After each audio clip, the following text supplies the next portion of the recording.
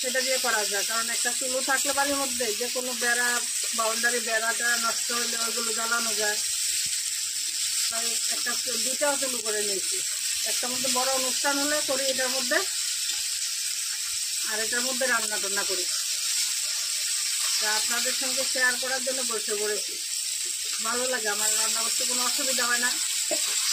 যে চুলোতে রান্না করতে অলসতা, সে অলসতাটা আমার মধ্যে আসে না, আমার ভালো লাগে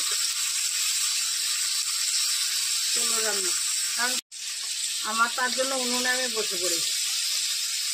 মেয়েরা করতে চায়, ওদেরকে দেই না, নিজে করার চেষ্টা করি। কারণ কি,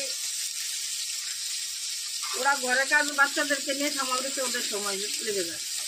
তো নিজে নিজে করি। আমার চুলোতে রান্না করতে ভালো লাগে, তার জন্য চলে আসে। বলতে পারেন যে দুইটা মেয়ে আছে, তাইলে আপনি কেন রান্না করতেছেন? আসলে সত্যি কথা বলতে কি, আমার ভালো লাগে রান্না করাটা, আমার খুব ভালো লাগে, তার জন্য চলে আসে। তাই এখন তো চুলো বলে কথা, চুলোতে তো আরও আগে ভালো লাগে। গ্যাসে তেমন একটা ভালো না লাগলে ওদেরকে ছেড়ে দেয়, কিন্তু চুলোতে নিজে করি, ভালো লাগে নিজে করতে।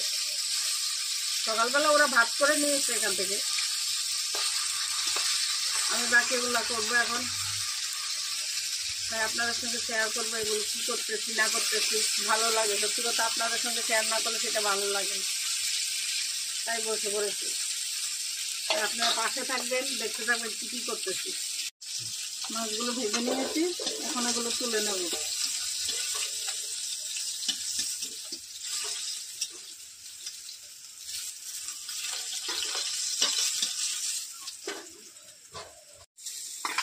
আর হচ্ছে পেঁয়াজগুলো দিয়ে দিলাম। মাছ পেঁয়াজি করবো, পেঁয়াজগুলো একটু নেড়ে চেড়ে দিলে তারপর তেলটা দেবো।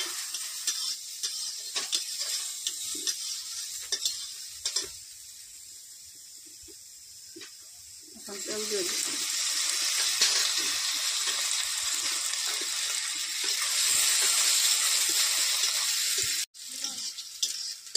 পেঁয়াজটা লাল হয়ে গেছে।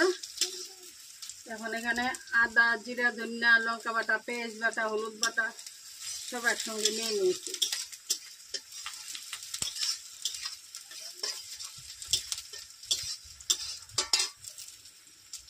এখন এগুলো দিয়ে দেবো।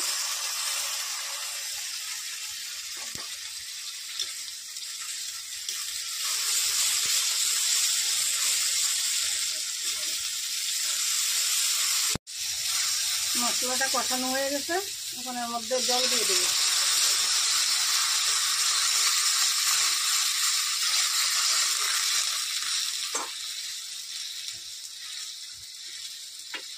স্বাদ মতো নুন দিয়ে দেবো।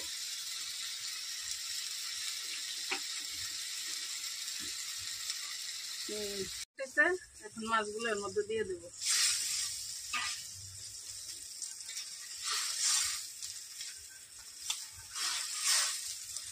মাছের ঝোলটা হয়ে গেছে, এখন এর মধ্যে ধনিয়া পাতা দিয়ে দিলাম। ধনিয়া পাতা দিলে খেতে ভালো লাগে। আর আমাদের চুলোর মধ্যে দেখেন এই লাকড়ি কুড়া গাড়ি, মানে জ্বলে, খুব সুন্দর জ্বলে।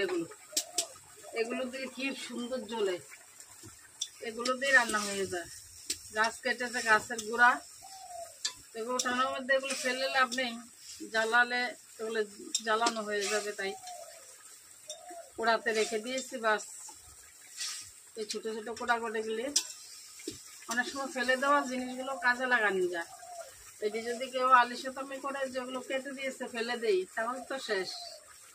ফেলে না দিয়ে নিয়ে এসেছি বা শুকিয়ে নিয়ে এসেছি, এখন সুন্দর জ্বলছে, রান্না হচ্ছে, ভালো লাগে।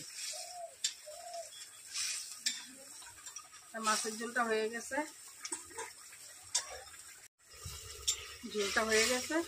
আর শুকাবো না, কারণ শুকিয়ে গেলে মাছের ঝোলটা খেতে ভালো লাগবে না। একটু ঝোল তো চাই, একটু ঝোল রাখলাম।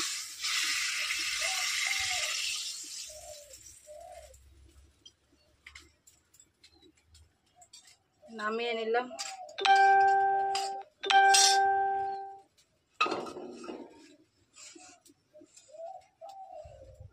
মাছের ঝোলটা কেমন হয়েছে